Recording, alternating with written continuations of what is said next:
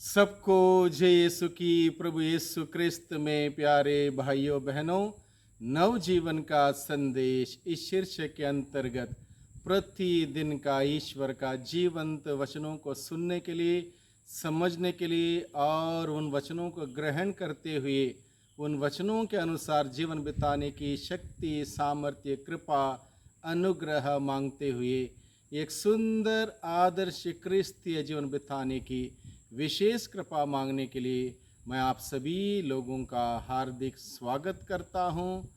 आज जुलाई की 28 तारीख है, सोमवार का दिन है और आज के दिन में मनन चिंतन करने के लिए हम सबों को विषय दिया है संत मत्ती के द्वारा रचित सुसमाचार अध्याय 25 पद संख्या 1 से 13।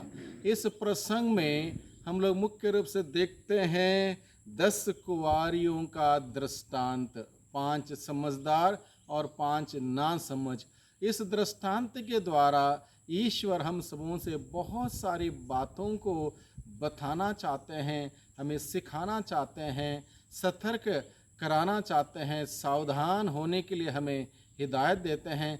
इसलिए भाइयों बहनों, हम सभी मुख्य रूप से आज के सुसमाचार पर मनन चिंतन करते हुए प्रभु मुझसे और आपसे, हम सबों से क्या कहना चाहता है, इस बात को समझने की चेष्टा करें। मुख्य रूप से यहाँ पर लिखा है, उस समय स्वर्ग का राज्य उन 10 कुंवारियों के सदृश होगा जो अपनी अपनी मशाल लेकर दूल्हे की अगवानी करने निकली।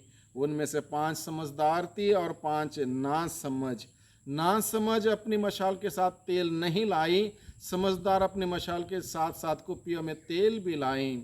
दूल्हे के आने में देर हो जाने पर ऊँघने लगी और सो गईं। आधी रात को आवाज़ आई, देखो दूल्हा आ रहा है, उसकी आगवानी करने जाओ। तब सब कुंवारियाँ उठीं और अपनी अपनी मशाल संवारने लगीं। ना समझ कुंवारियों ने समझदारों से कहा, अपने तेल में से थोड़ा हमें दे दो, क्योंकि हमारी मशालें बुझ रही हैं। समझदारों ने उत्तर दिया, क्या जाने कहीं हमारे और तुम्हारे लिए तेल पूरा ना हो। अच्छा हो तुम लोग दुकान जाकर अपने लिए खरीद लो। वे तेल खरीदने गई थीं कि दूल्हा आ पहुंचा।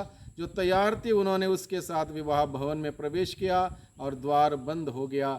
बाद में शेष कुंवारियां भी आकर बोली, प्रभु प्रभु हमारे लिए द्वार खोल दीजिए। इस पर उसने उत्तर दिया, मैं तुमसे कहता हूँ, मैं तुम्हें नहीं जानता। इसलिए जागते रहो, क्योंकि तुम ना तो वह दिन जानते हो और ना वह घड़ी। इस प्रकार से भाइयों बहनों, हम सबों के लिए प्रभु अपने वचनों के द्वारा समझदार व्यक्ति बनकर जीने के लिए बुलाता है। बाइबल में हम लोग समझदार और ना समझ या समझदार या मूर्ख व्यक्ति का दृष्टांतों को हम लोग सुने हैं, सुन चुके होंगे। और इसमें मुख्य रूप से प्रभु क्या बताता है, समझदार व्यक्ति वह है जो ईश्वर का वचन सुनता है और उसके अनुसार चलता है।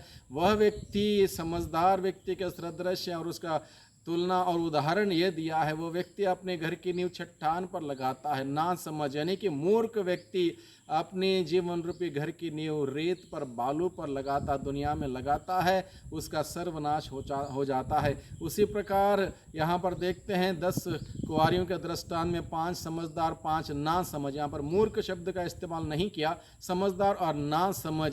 समझदार लोग हमेशा क्या करते हैं, वो ईश्वर का वचन सुनते हैं, उसके अनुसार चलते हैं, विश्वास का जीवन जीते हैं। चाहे दुख हो, तकलीफ हो, परेशानी हो, चुनौती हो, कुछ भी हो, वो विचलित नहीं होते। विपरीत परिस्थिति में विचलित नहीं होते। वह हमेशा प्रभु के साथ जुड़े रहते हैं, विश्वास में बुलंद रहते हैं, प्रभु के बताए हुए मार्ग पर चलते हैं, प्रभु की योजना इच्छा के अनुसार जीवन बिताते हैं। इसलिए किसी भी समय में उनको किसी प्रकार का नुकसान नहीं होता। ना समझ या फिर मूर्ख व्यक्ति आलस्य होता है, जिंदगी को गंभीरता से नहीं लेता है, अपने लक्ष्य की ओर ध्यान केंद्रित नहीं करता और यूं ही जिंदगी बिताने का एक लालसा रखता है। इस ऐसे लोग निश्चित रूप से अपने जीवन में नुकसान का अनुभव करते हैं और उस अनंत जीवन में वंचित हो जाते हैं। इसलिए आज के दिन में प्रभु हम सबों को सिखाता है कि जो बपतिस्मा संस्कार हम लोगों ने ग्रहण किया, उस वक्त जो जलती हुई मोमबत्ती के द्वारा एक सांकेतिक रूप में हम सबों को यह दिया, क्रिस्त की ज्योति ग्रहण कीजिए, इसको जलाए रखिए। और इसको जलाए रखने की जिम्मेदारी माता पिता की है और बड़े होने पर बच्चे की है, उसको जलाए रखना। यहाँ पर दिया बुझ गए, हम देखते हैं दिया बुझ गया, यानी कि विश्वास नहीं है, विश्वास का जीवन नहीं है, प्रभु के वचनों के मुताबिक जीवन नहीं है, प्रभु की योजना के मुताबिक जीवन नहीं है।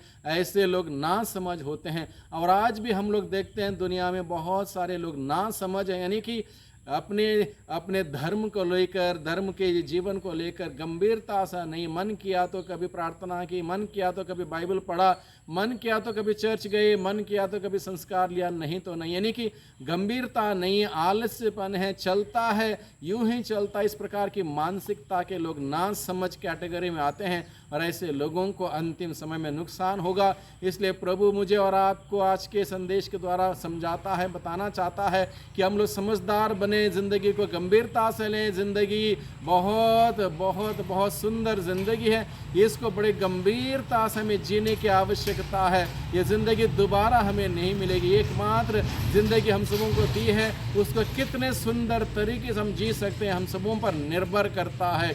इसलिए ईश्वर के साथ जुड़े रहें, ईश्वर के साथ ट्यून्ड रहें। जो ईश्वर के साथ ट्यून्ड रहता है, उसके मर्जी के मुताबिक जीवन बिताता है, उसके वचनों के अनुसार जीवन बिताता है, और उसको ईश्वर निश्चित रूप से स्वर्ग राज्य का द्वार खोलेगा और वे लोग अनंत जीवन का सुख पाएंगे, आनंदित होंगे। जिन्होंने इस प्रकार का जीवन नहीं बिताया, वचन के अनुसार, ईश्वर के मर्जी के अनुसार जीवन नहीं बिताया, निश्चित रूप से अंतिम समय में जाके हम खटखटाएंगे, द्वार हमारे लिए नहीं खुलेगा। इसलिए प्रभु हम सबों को सिखाना चाहता है, स्वर्ग राज्य में प्रवेश करना हो तो हम सबों को इस धरती पर हम सबों को अपनी अपनी जिम्मेदारी, अपने अपने कर्तव्यों को बखूबी निभाना है, ईमानदारी से निभाना है, अपने कर्तव्यों को पूरा करना है, तभी जाके हमारे लिए स्वर्ग राज्य का द्वार खुलेगा। अन्यथा हम सबों के लिए उन ना समझ कुंवारियों की भांति स्वर्ग का द्वार बंद रहेगा। बाद में खटखटाने से, रोने से, विलाप करने से कोई फ़ायदा नहीं। इसलिए समय रहते